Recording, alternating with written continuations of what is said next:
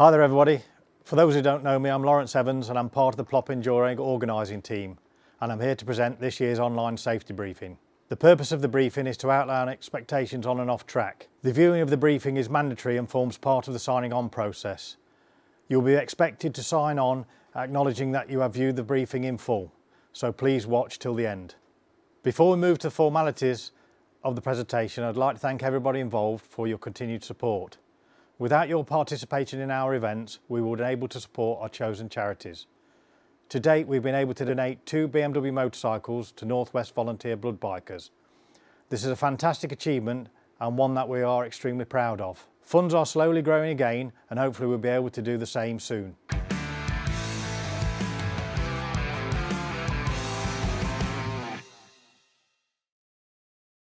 Please take note of the next section as it's very important. There are mixed abilities out on track, from BSB competitors to track day riders to absolute novices. Please ride with consideration at all times. Do or die manoeuvres will most likely result in incidents that we need to avoid. Please be aware, in addition to the clerk of the course, there are event officials circulating on track that are empowered to report incidents and apply penalties to any offending teams. Riders who are reckless or ignore the rules will be black flagged. 3 black flags will result in the team being excluded from the event. Flag infringements will also result in laps being deducted. 3 flag infringements will result in a black flag penalty. After free practice, there will be a short break where you'll be able to return to the pits, refuel and carry out any adjustments or repairs. Please return and form up on the grid at the earliest opportunity. The event will start at approximately 10 AM. Please note that your start number is also your grid position. You will be guided to your start location by either an event official or a marshal. If you are unable to make the grid, you will be able to rejoin from the pit lane after the 3rd wave of bikes have left the grid. Once the grid is formed, there will be 3 blocks of approximately 30 bikes.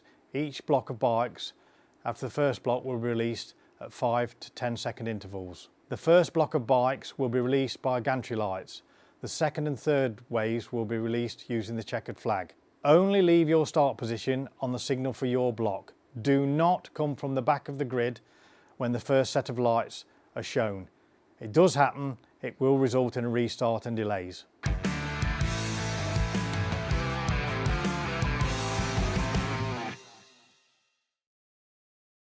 The next section covers the flags, most of which you'll be familiar with, but I'll just remind you, and I'll particularly remind you when I get to the yellow flag of the consequences of not obeying the instruction.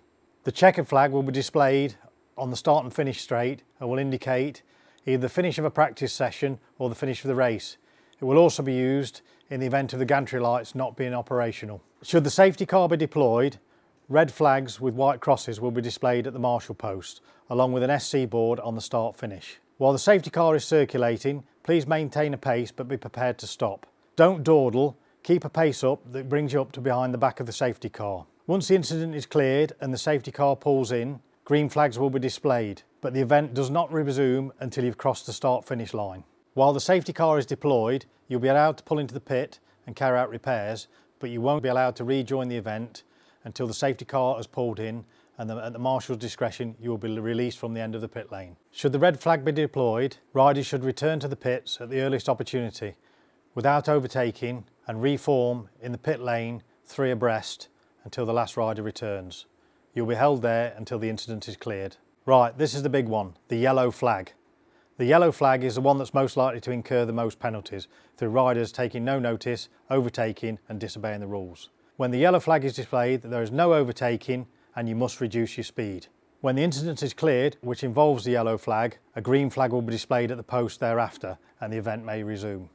Please, no overtaking under yellows, no speeding under yellows. Penalties will be applied and these will be a number of laps docked. Should the black flag have to be displayed, it will be on the start-finish straight. The flag will be displayed along with the rider's number and the rider should return on the current lap to the end of the pit lane to speak with an official. The black flag may be displayed as a result of a mechanical issue or some form of reckless riding. The black flag will incur a penalty.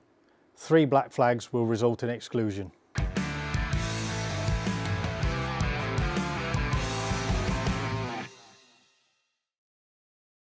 In summary, please take on board the following points in no particular order. Flag penalties will be met with lap deductions.